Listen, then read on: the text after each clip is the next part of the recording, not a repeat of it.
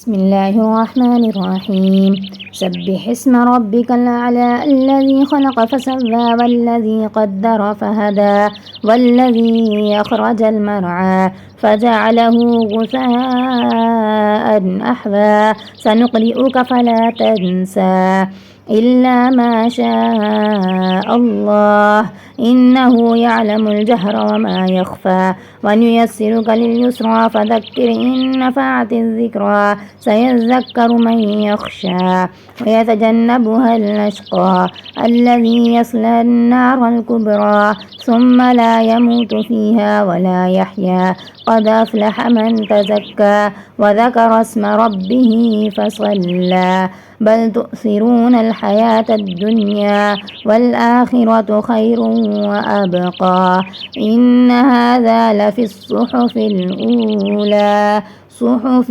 إبراهيم وموسى.